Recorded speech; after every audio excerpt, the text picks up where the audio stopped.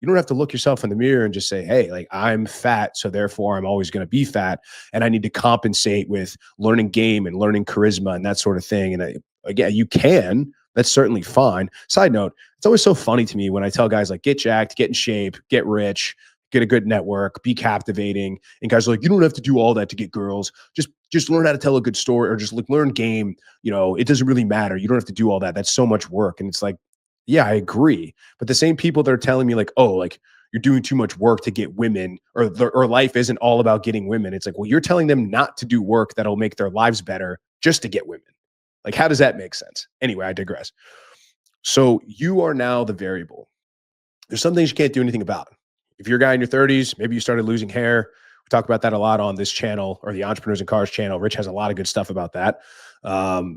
If you are shorter, right, there are things that you can do. Like you can supplement that. Essentially, just control the things that you can control and try to max out those areas as much as humanly possible. And that's how you start climbing this ladder. And what you'll notice is that the women that were not listening to you or that weren't paying attention or weren't going along with what you wanted to do were being difficult or combative or just not falling into your frame, right? The women that you wanted that weren't doing what you wanted them to do. As you ascend this ladder and as your SMV goes up, those same women, not the exact same women, right? I'm talking about women on that rung of attractiveness, so to speak. They will start falling in line because they'll see you as that guy. So this is a much easier and simpler strategy than trying to change whatever, especially if you're trying to spin plates and especially if you're trying to cultivate multiple options, which you should as a man if your goal is to let the cream rise to the top. But if you've got 5 or 6 different plates spinning and or you're trying to try something new with every girl that you match with on a dating app or that you run into, it's just going to be too much. It's too much to remember. It's too much to juggle. You know, you need simplistic framework. What you're trying to do is scale. You're trying to scale so your framework can go across multiple women so it's easy for you to manage and it's easy for you to weed out the low interest ones and easy for you to sort of bring in the high interest ones. So that's your variable. And this is something for some reason I understood really early. If I want better results, if it's perfectly logical. It's like if women look up to men and women want men that are higher status or higher on the socioeconomic ladder, or they just want to say, this guy is better than me in every way that's possible. And I want attractive women or those women to be attracted to me and I want them to look up to me, then guess what? You're telling me all I have to do is get better. All I have to do is train hard and like make good money and work hard and do all of these things that make my life better in general already. Being rich is better than being poor. Being in good shape is better than being fat.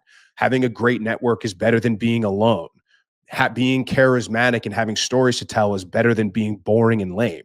Just across the board. Like this isn't even a subjective argument. These are all things that if you do them well and you do them better, you will have an objectively better quality of life. And the only people that disagree with that are the guys that are losers, or the guys that are afraid to do the work that comes with it.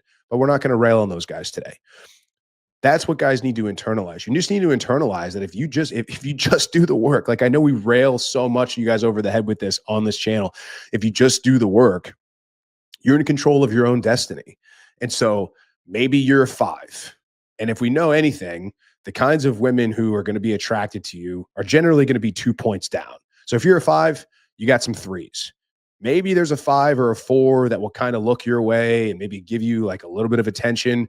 But the likelihood that you're going to be able to keep her around on a long-term basis, you're just not going to compete. Because if she's a 5, guess what? She's shooting for 7s. If she's a 6, she's shooting for 8s. Right. So what guys will find themselves in this no man land, like, oh, I'm a 4, I'm a 5 or a 6, but I don't want to date 2s, 3s, and 4s. Perfectly acceptable, perfectly fair. Now, a side note to this, guys, you're going to have to start being very honest with yourselves. You know, I think there are 2, and I don't know if I said this on a show before. I said this in a tweet for sure.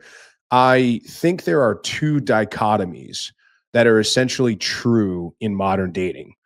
For women, we talk about this on Ladies Night all the time. We tell these women like, hey, guess what? There's 2 types of men out there. There's men that you're going to settle for, but they're going to be loyal and faithful. that they are never going to run around on you and they're never going to cheat or step out. But it's not because they don't want to, it's because they can't. So if loyalty and that is the most number one thing important to you, then that's the guy you're going to be stuck with. But you're probably not going to think he's the best you can get. You're probably not going to see him as the best thing since sliced bread. You're probably just going to tolerate him long enough to maybe get some kids, maybe get half the house and divorce. But you're not going to be like head over heels for this guy.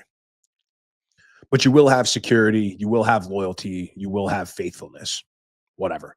Second guy is, well, this is probably the best guy you can get. You're the most attracted to him. You see them as your top shelf guy. All men on the planet are invisible because this guy is that guy, quote unquote, that guy to you. But guess what? That means he probably has options. That means probably he's getting attention from other women. It means at some point he's probably, he'll probably step out from time to time, or you may have to share him with other women and that sort of thing. And is there a third guy out there that will be that top shelf dude and be faithful and never run around? Yeah, I guess unicorns could exist in some, but it's such a small percentage that it doesn't ever really matter talking about, because there's no reason to be living life based on possibility. We should be living life based on probability. So now we know that from ladies' night. We tell these girls this all the time. They choose not to believe it. They think that there's magical unicorn, or they think if that unicorn exists, of all people, they're going to be the one to get him, which is fine, I guess. For men, this is the cold hard truth that a lot of guys are going to have to come to, and they're going to have to accept. Is a similar dichotomy when it comes to dating women. The woman that's going to be in your frame, the woman that is going to take a bullet for you, the woman that is going to lay down in traffic for you, that's going to give you kids, that is going to adopt everything that you tell her to adopt, the woman that is going to be a girl that is 100% in your frame, sees you as the leader, you are the boss, you control everything.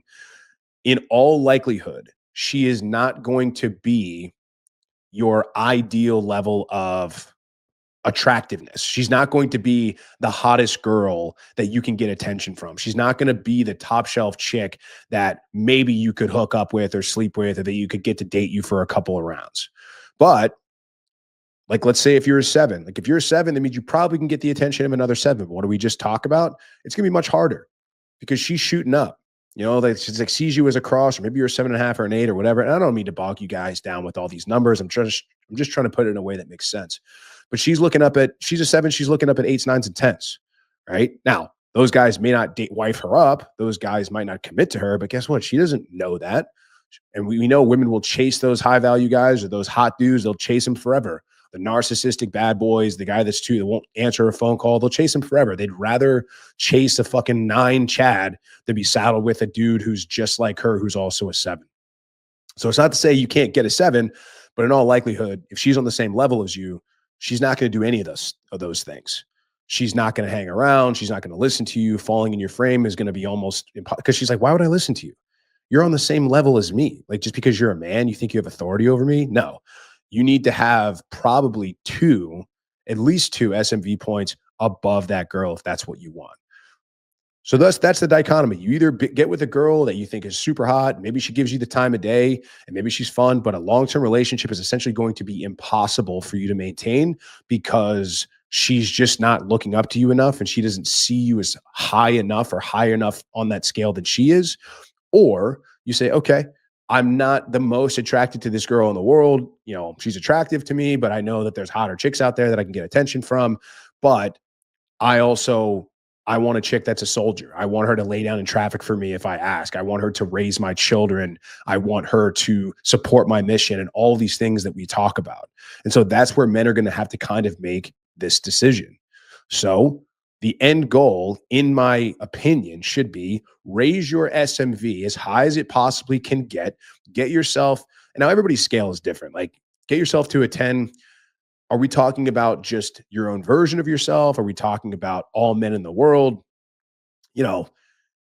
I guess men can be 9s and 10s, but those guys we're talking about are extremely high status. We're talking about like high powered athletes and musicians and status symbols and influencers and things like that, like with clout. So those guys are like the 9s and 10s. I think your average man who is not in that sphere can get himself probably to a solid 8.